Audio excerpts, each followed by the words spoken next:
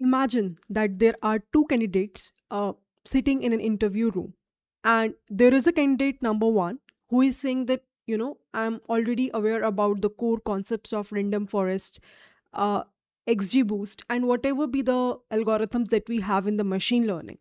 I have already created a lot of wonderful projects based on that. And I already aware about the core foundations of mathematics with respect to these algorithms as well.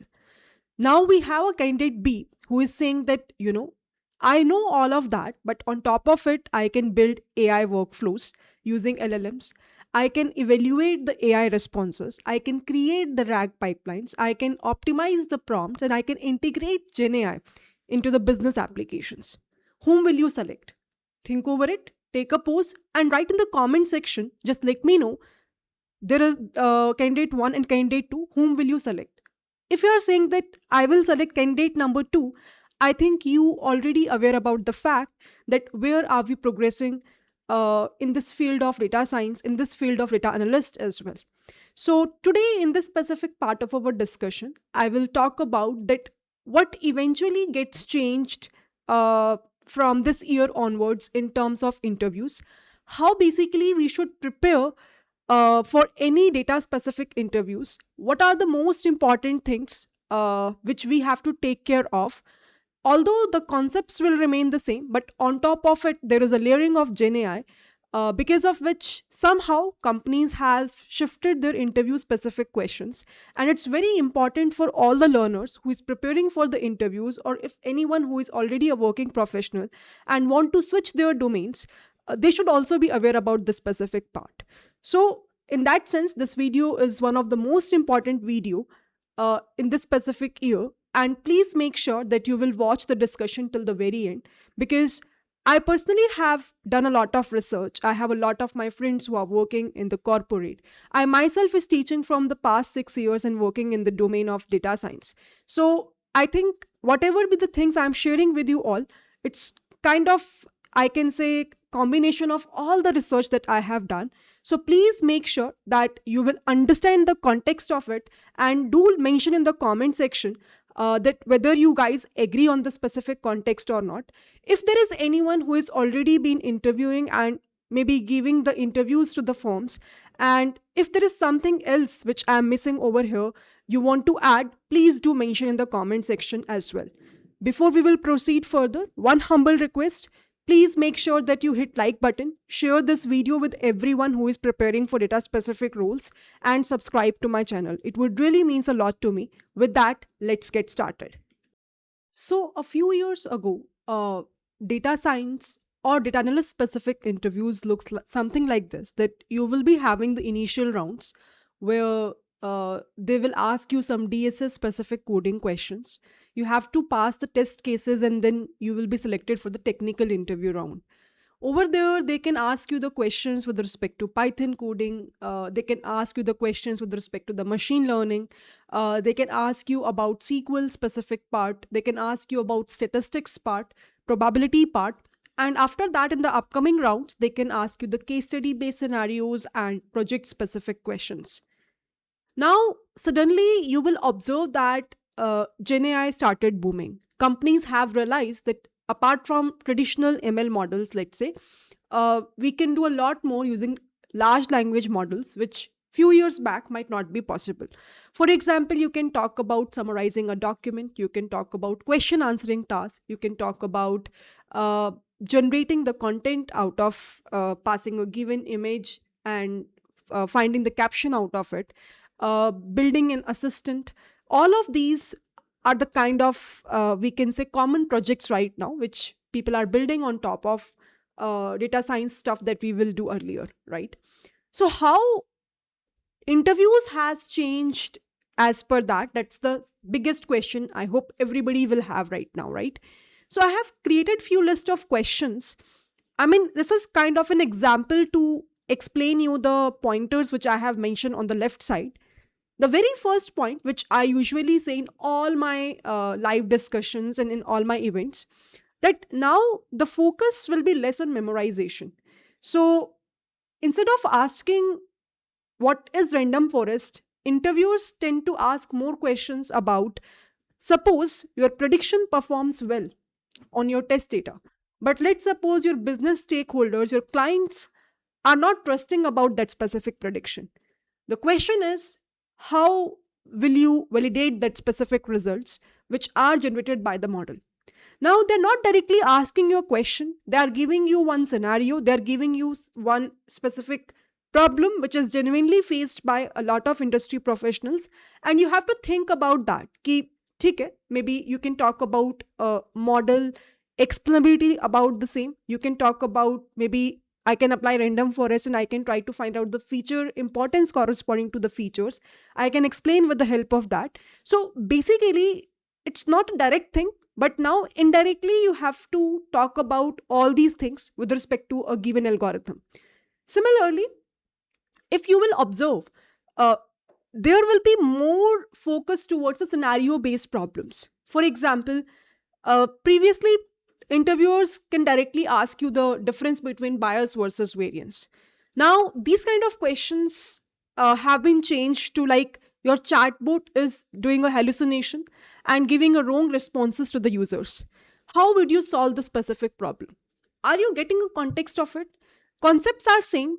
The way to explain them is also similar, but now scenarios have been changing. If let's say your model is hallucinating a lot more, first of all you have to talk about the root cause of it. There could be multiple problems. In that context you can talk about this biasness or the variance as well.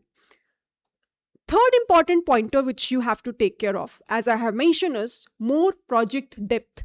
You can see that previously interviewers were more inclined towards what exactly you have done in your project, and maybe they were asking on top of it few more questions. But right now, instead of directly communicating about what you have done, they can ask you that if you have built that specific architecture, why is that so? Why did you select this specific architecture only out of hundreds of architectures that we have right now? Or maybe how will you evaluate the performance of the model? Why that evaluation metric is the right one as per your use case? I hope you're getting a context of it. The last important thing, the fourth pointer, is the GenAI integration questions.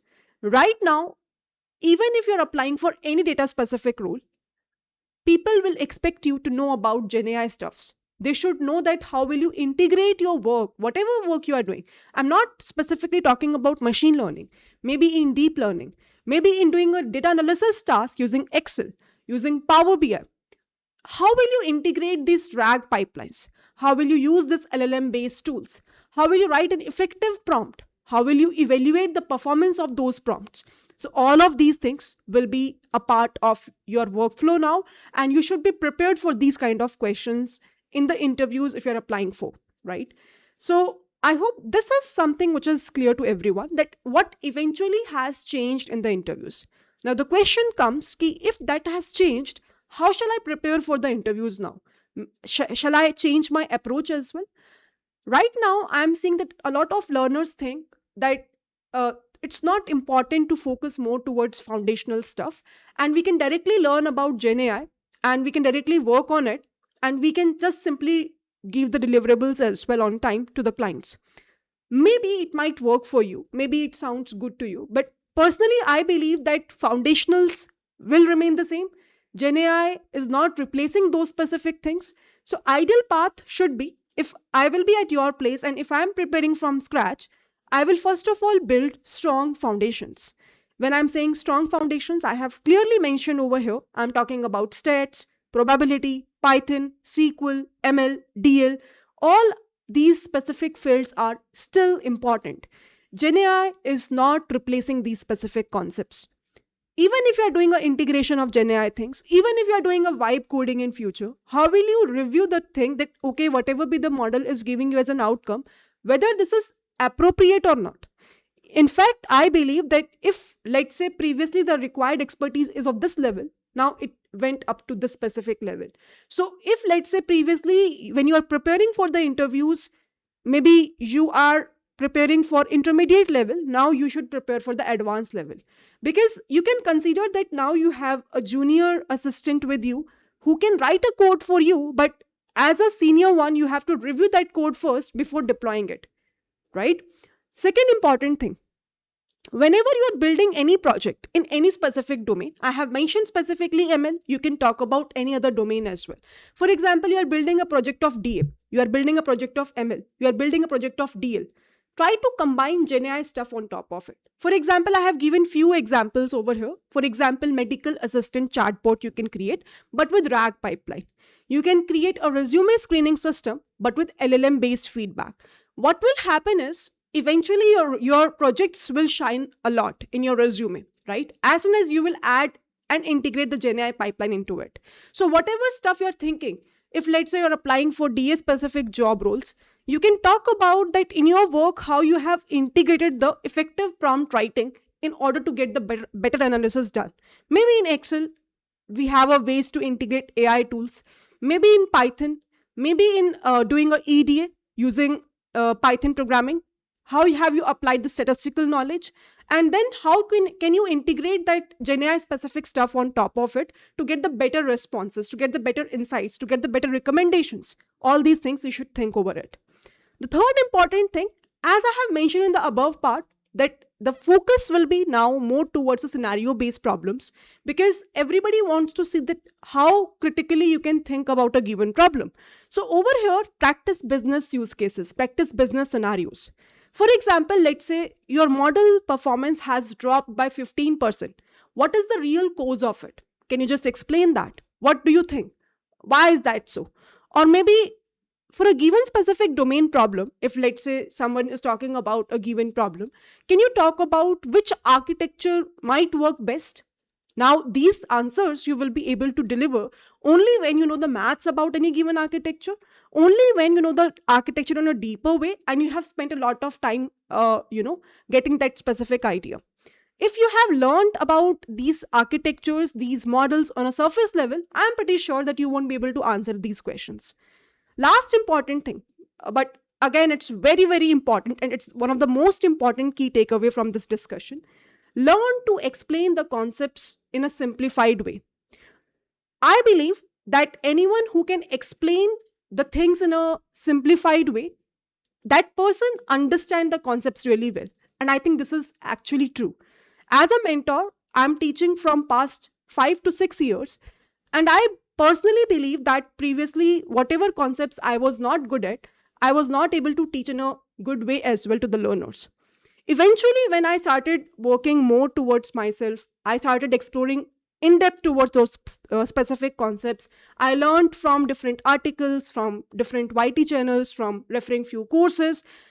As and when I start progressing into those specific concepts and I started gaining the confidence, my explanation in terms of teaching has also been improvised. So that's the impact. If you can't able to explain anything to anyone in a simplified way, it means that still that concept is not clear to you. So make sure that whatever things you know, whatever projects you have built, you have that level of confidence. You will be able to explain them in an intuitive way. Because right now, writing a code is one thing, technical skills is one thing. But if you cannot explain those specific stuffs to anyone, to your clients, to your stakeholders, to your interviewers, chances are very low that you will be selected in the further rounds.